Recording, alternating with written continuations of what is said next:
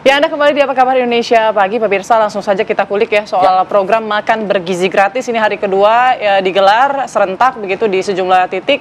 Dan langsung saja kita tanyakan ke Pak Toto. Pak Toto, gimana nih Pak, ini hari kedua, frekuensi percakapan soal program ini bagaimana? Ya, dari pengalaman kami di LSI DNJA melakukan ratusan kali survei, memang program-program populis ya, seperti bantuan, termasuk yang berbau gratis itu selalu mendapat respon yang positif dari mayoriti publik ya. Dan ini tergambar misalnya baik di pilkada maupun di pilpres ya. Sejak pilpres pertama SBY juga dia menerima berkah elektoralnya antara lain karena program BLT misalnya. Jadi ada sumbangan program BLT terhadap elektabilitas Pak SBY waktu itu.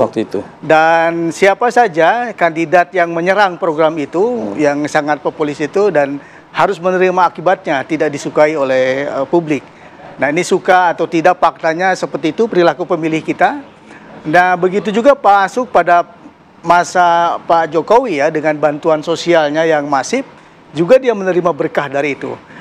Nah, begitu juga dengan Pak Prabowo lewat program makan gizi gratis ini, saya kira suka atau tidak, faktanya ini salah satu faktor yang ikut menyumbang Pak Prabowo setidaknya di data survei di penghujung 2024 kemarin telah ikut mengantar beliau pada posisi puncak ya, popularity dan favorability-nya.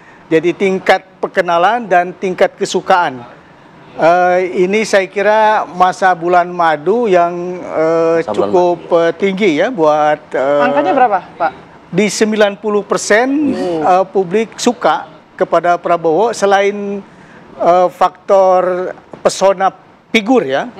Program makan gizi gratis ini juga direspon sangat positif oleh publik di angka 80%.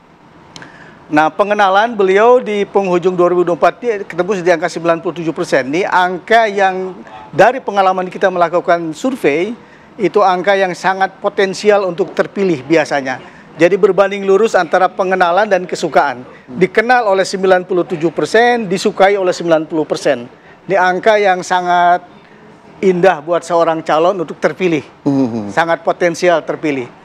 Nah, khusus program gizi gratis, selain kita potret secara nasional, di mana ada 80% publik mengetahui program itu, dan dari 80% itu kurang lebih 78% mendukung dan menyukai program itu. Betul.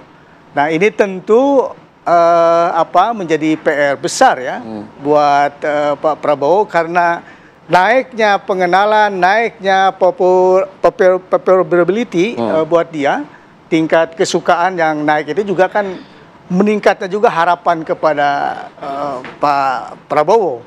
Begitu apa yang diharapkan oleh mayoriti publik ini tidak terrealisasi dengan baik, misalnya apalagi tidak terrealisasi pun tapi misalnya banyak masalah, ini juga akan jadi PR besar nih buat Prabowo. Nah, LSI melihat yang sudah berjalan 2 hari ini, ada nggak muncul gitu loh ibaratnya? Iya, saya kira isu-isu yang muncul belum terpotret dengan update ya terbaru, karena kita merujuk pada data kemarin, orang masih membayangkan itu bahwa ini program sangat bagus, ditunggu, diharapkan, tapi seperti apa realisasinya?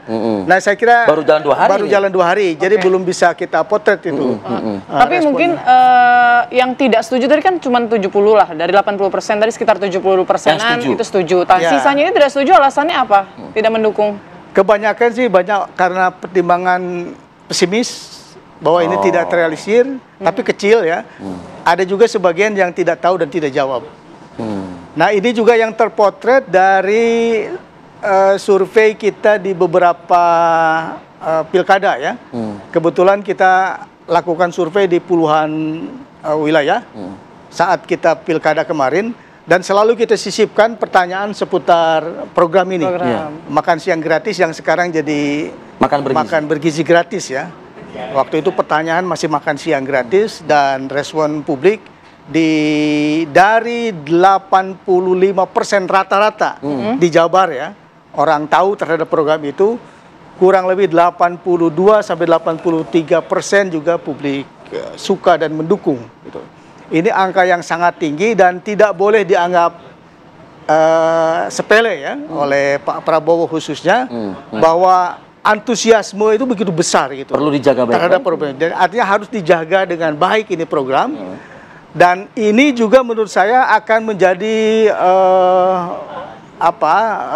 taruhan masa depan politiknya Pak Prabowo ini. Jadi bisa jadi hidup matinya politik Pak Prabowo ini sebagian nyawanya akan ditentukan oleh program ini. MBG ini salah Betul. satunya ya. Begitu gagal program ini, insya Allah akan berefek elektoral buruk nih kepada Prabowo. Insya Allah. The next-nya. Oke.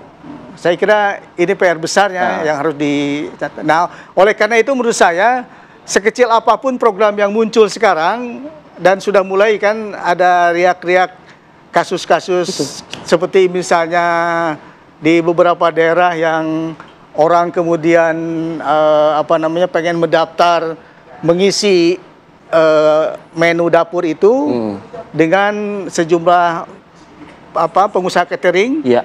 Nah, cuma kan yang harus diingat, tidak seluruh pelaku usaha catering itu mampu memenuhi standar itu kan. Betul. Jadi kalau asal-asalan, sekali satu titik saja kena keracunan misalnya, itu efek elektoral buruknya akan sangat dahsyat kepada Prabowo. Jadi itu yang Viralnya akan dapat gitulah. Baik. Saya kira ini yang harus jadi catatan penting buat Prabowo ya. Buat Prabowo ya.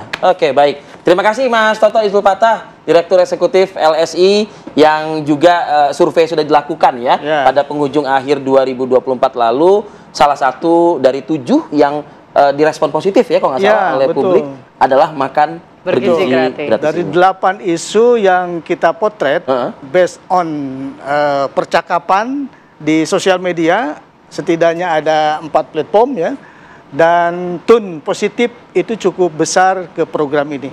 Oke, baik. Terima kasih banyak Mas Toto sudah bergabung bersama kami pada pagi hari ini. Sehat selalu. Selamat pagi Mas Toto. Siap. Terima kasih. Baik, kita jeda dulu sebentar pemirsa, masih akan hadir lagi di segmen berikutnya. Tetaplah bersama kami di Apa Kabar Indonesia Pagi.